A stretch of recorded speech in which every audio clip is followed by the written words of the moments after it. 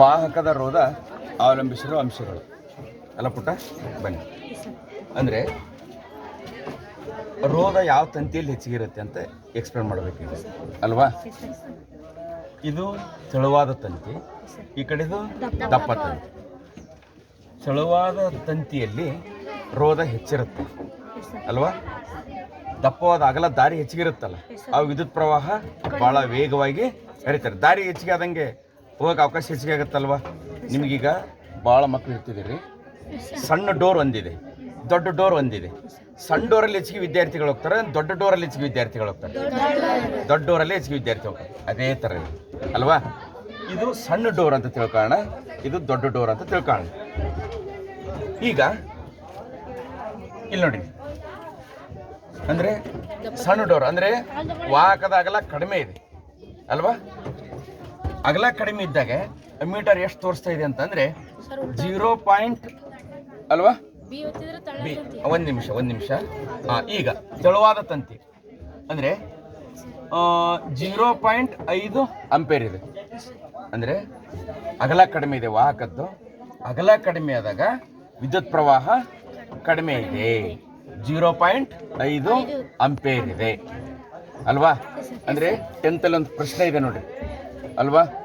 ವಾಹಕದ ಅಗಲ ಹೆಚ್ಚಾದಂತೆ ವಿದ್ಯುತ್ ಪ್ರವಾಹ ಹೆಚ್ಚಿಗೆ ಆಗುತ್ತೆ, ಅಗಲ ಕಡಿಮೆ ಆದಂತೆ ವಿದ್ಯುತ್ ಪ್ರವಾಹ ಕಡಿಮೆ ಆಗುತ್ತೆ.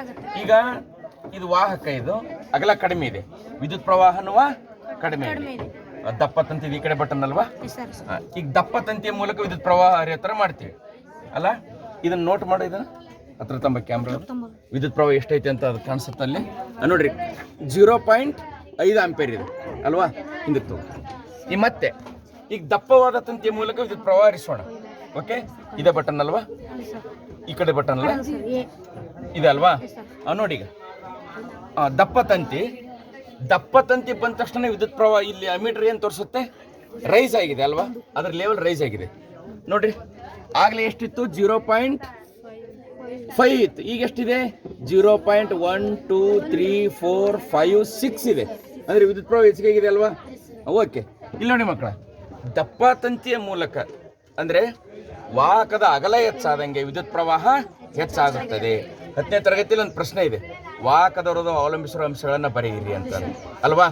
ವಾಹಕದ ಉದ್ದ ಹೆಚ್ಚಾದಂತೆ ರೋಧ ಹೆಚ್ಚಾಗುತ್ತದೆ.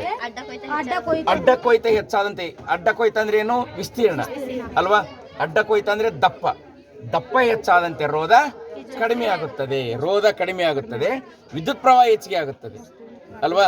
ಅಂದ್ರೆ ರೋಧ ಕಡಿಮೆ ಇರೋದ್ರಿಂದ ವಿದ್ಯುತ್ ಪ್ರವಾಹ ಹೆಚ್ಚಿಗೆ ಆಯ್ತು, ರೋಧ ಹೆಚ್ಚಿಗೆ ಆದ್ರೆ ವಿದ್ಯುತ್ ಪ್ರವಾಹ ಕಡಿಮೆ ಆಗುತ್ತೆ ಅಲ್ವಾ. ಅಂದ್ರೆ ವಾಹಕ ಉದ್ದ ಹೆಚ್ಚಾದಂತೆ ರೋಧ ಹೆಚ್ಚಾಗುತ್ತದೆ, ವಿದ್ಯುತ್ ಪ್ರವಾಹ ಕಡಿಮೆ ಆಗುತ್ತದೆ.